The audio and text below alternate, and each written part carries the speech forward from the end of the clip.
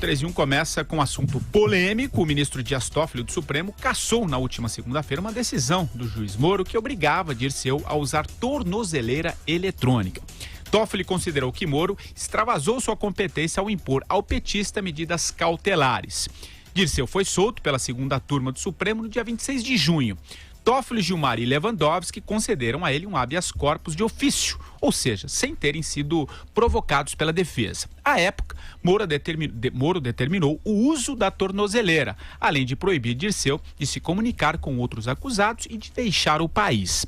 Para Toffoli, o juiz de Curitiba agiu em claro descumprimento da decisão da segunda turma. Ainda segundo ele, questões relativas à execução provisória da pena ou a medidas cautelares que não foram impostas pelo STF deveriam ter sido apreciadas pela Vara de Execução Penal do Distrito Federal e não pela 13ª Vara de Curitiba. Moro respondeu. Em despacho, acatou a decisão de Toffoli, mas disse que as medidas cautelares haviam sido recomendadas pela própria segunda turma e que não imaginava que elas teriam se tornado desnecessárias. Vera Magalhães, o que dizer dessa decisão do Toffoli? Enfim, qual que é a tua avaliação sobre esse caso que vem repercutindo bastante aí ao longo do dia? Patrick, vamos nos lembrar, quando a segunda turma deu essa decisão, acolhendo, concedendo um habeas corpus de ofício para o José Dirceu, ou seja, que nem havia sido pedido pela sua defesa, a despeito de um pedido de vista do ministro Edson Fachin.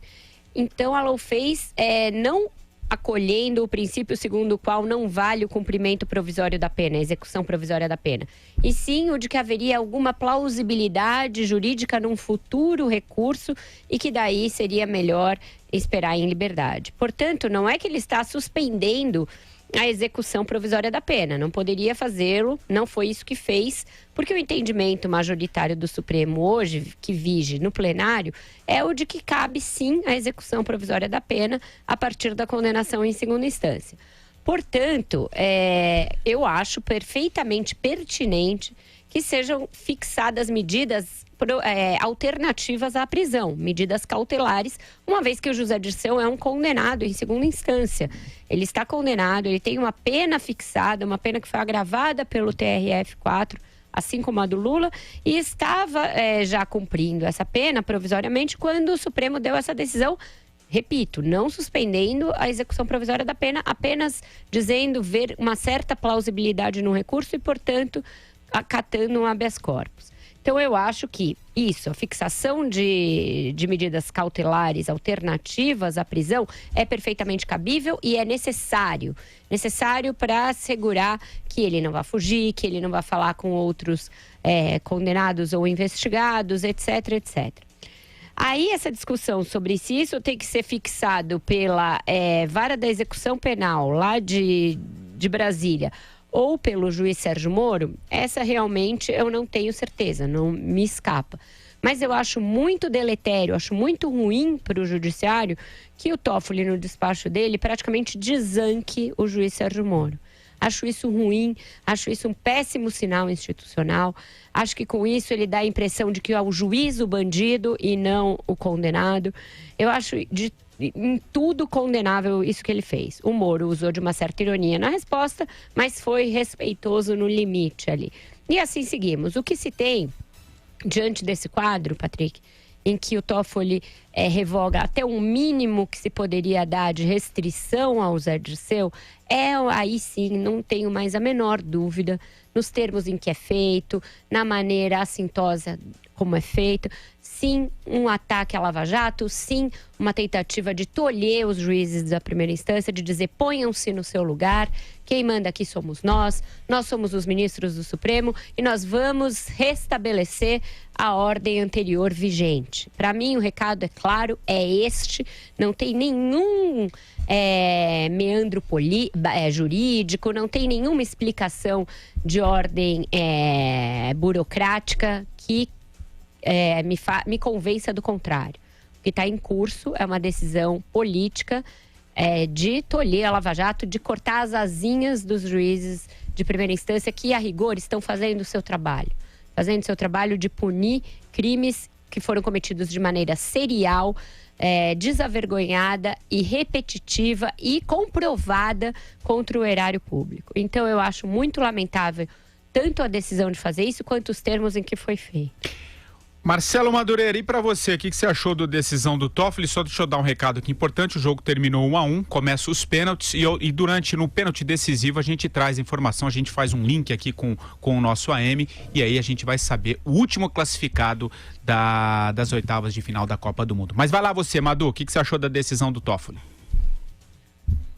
Olha, Vera, eu acho que ser desancado publicamente pelo ministro Dias Toffoli é honroso, é um atestado de honorabilidade que o juiz Sérgio Moro recebeu. Essa decisão do Dias Toffoli foi uma decisão vil, uma decisão canalha, que desonra não só o Supremo Tribunal Federal, desonra o judiciário brasileiro, desonra o direito.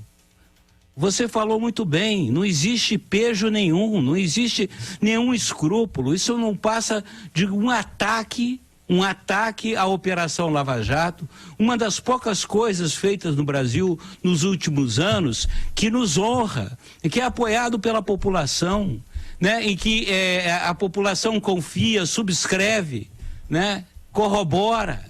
Então mostra que esse senhor Dias Toffoli, assim como os dois porquinhos que o acompanham, o Zero e Vezeiro, não estão a serviço da justiça, não estão a serviço do direito, estão a serviço de interesses inconfessáveis.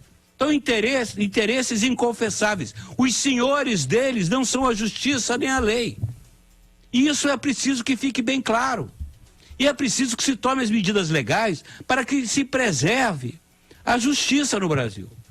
Foi um ataque ao judiciário, não foi só a Lava Jato, foi um ataque ao judiciário, foi um ataque ao Brasil, porque essas forças aí, né, me apropriando aí do termo que o querido Andreasa gosta tanto, é a luta que se trava entre o establishment, né, e a Operação Lava Jato, que é uma perspectiva de renovação no Brasil, uma perspectiva de que se possa realmente lutar contra a corrupção no Brasil. O que o Dias Toffoli mostrou é de que lado ele está. Ele está do lado dos corruptos, daqueles que roubam os cofres públicos, né? Aqueles que fazem o sofrimento de bilhões de brasileiros, pois falta verba para a saúde, para a educação, para a segurança, para a infraestrutura. É por conta desse Brasil aí que justamente a ampla maioria dos brasileiros querem mudar, querem derrotar. É a serviço desse atraso aí que está o senhor Dias Toffoli. E isso vai ficar assim? Nós não vamos fazer nada. O José Dirceu é um elemento de alta periculosidade. Ele não deveria usar pulseira eletrônica, não. Ele devia estar numa prisão de segurança máxima, dividindo cela com Fernandinho Beiramar e com Marcola. Quem lê o livro do Otávio, editado pelo Andreasa, percebe o que tipo de pessoa é o José Dirceu. Ele é pernicioso à sociedade. E ele tem outros companheiros da mesma estirpe, tanto no MDB como no PT e no PP e outros partidos aí, que estão hoje, né, aumentando a nossa população carcerária. Meus amigos, aqueles que nos acompanham, isso não pode ficar assim. Eles estão se aproveitando, né, da Copa do Mundo, eles estão se aproveitando dos jogos, né, para fazer absurdos em Brasília. Carlos Andreasa, o que você achou da decisão do Toffoli? Para você é um ataque também à Lava Jato, essa decisão? Enfim, qual que é a tua leitura? Num país em que a Suprema Corte fosse preocupada em guardar a Constituição, e em que a Suprema Corte fosse respeitada, compreendida como uma instituição que zelasse pelas leis do país, seguindo o que diz a lei, defendendo, mais uma vez, a Constituição, em que não houvesse suspeitas legítimas sobre ministros da Suprema Corte, até caberia uma discussão a respeito da controvérsia de medidas cautelares em habeas corpus. Caberia essa discussão num outro país, que não o Brasil, ou que não este Brasil hoje. Porque, de fato, o habeas corpus é um instrumento de liberdade plena. Mas a manipulação disso neste caso, evidentemente, pelo Dias Toffoli, joga no lixo a discussão constitucional, a discussão legal, conceitual. Ele está instrumentalizando a discussão conceitual em prol de uma posição política, porque o que nós temos hoje é uma Suprema Corte política. Lembrem-se que, quando o José Dirceu foi anteriormente solto, a mesma segunda turma de que faz parte o Dias Toffoli autorizou medidas cautelares. Exatamente essas que o Sérgio Moro aplicou, ou reaplicou, portanto, ao José Dirceu. Ele apenas fez o que havia sido previamente autorizado. Esse tipo de mudança, representada pela canetada do Dias Toffoli, usando a discussão conceitual, é que mostra a bagunça, e eu estou sendo leve nesse termo, a bagunça que se transformou a Corte Suprema no Brasil, que deveria ser a suprema guardiã da Constituição, da lei, da coerência. Nada disso teria acontecido, e esse é o ponto fundamental. E é a grande vergonha, e é o que coloca o Dias Toffoli em posição vergonhosa. Ele se coloca em posição vergonhosa, porque não se julgou, não se declarou impedido diante de um processo relativo ao José Dirceu, que foi seu chefe, com quem ele tem uma ligação histórica. Tivesse se declarado impedido, e era o que deveria acontecer, nós não estaríamos aqui discutindo esta barbárie. Uma Suprema Corte que se comporta como biruta para interesses políticos, para o vento político ideológico. Então a decisão respeita a Constituição, porque, de fato, ao fazer isso, eu agrado ao meu interesse. Mas se o meu interesse, ou o interesse dos meus amigos, é outro, a gente faz o vento mudar. E vai encontrar na lei brecha para isso. Então, realmente, dias piores virão. Vai, Vera. Dias Toffoli piores virão. Dias piores virão justamente porque ele assume a presidência do Supremo. E nos permite antever aí uma presidência muito conduzida nessa base do puxadinho. A gente pode falar muita coisa da Carmen Lúcia, a gente fala aqui sobre omissões, sobre vezes em que ela teria de ter sido mais firme e não o foi, mas ela não é uma inventora do direito, como é o Dias Toffoli, como ele tem se mostrado nos últimos anos, na verdade. Vamos pensar que ele foi quem pensou na solução salomônica para a questão da prisão após condenação em segunda instância, que valeria um meio termo entre o trânsito em julgado e a execução provisória, em que você aguardaria o recurso ao STJ. E assim como nesse caso, ele propôs sempre outras saídas dessas intermediárias, que na verdade o que você faz é uma mediação desses interesses a que o Andreasa se referiu. Interesses políticos, usando a Constituição como uma espécie de álibi para você fazer isso.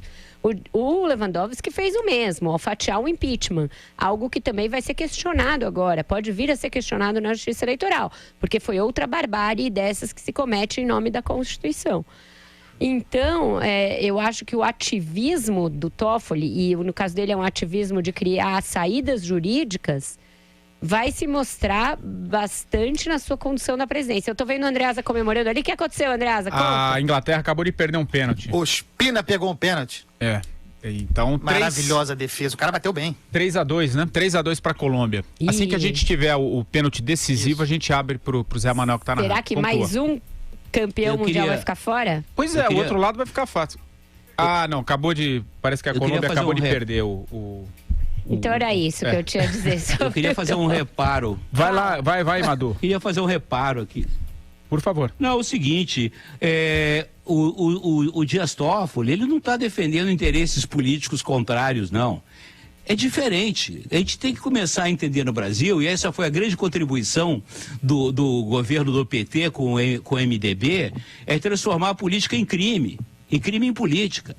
Não, o Dias Toffoli não está defendendo os interesses políticos outros, ele está defendendo crimes, ele está defendendo atos criminosos. É isso que ele está defendendo. Esse é o reparo que eu gostaria de fazer aqui, que é curioso, porque essa conjunção aí perigosíssima do Dias Toffoli no poder, ele da presidência do Supremo, ele pode quebrar a firma de vez, porque ele pode trazer tal instabilidade jurídica, com as suas consequências no campo da economia e da política, que de repente o Brasil vai para o espaço sideral, né?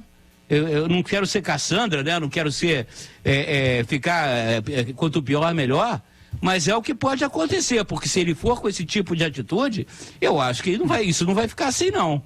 Vai haver um revide aí da própria população.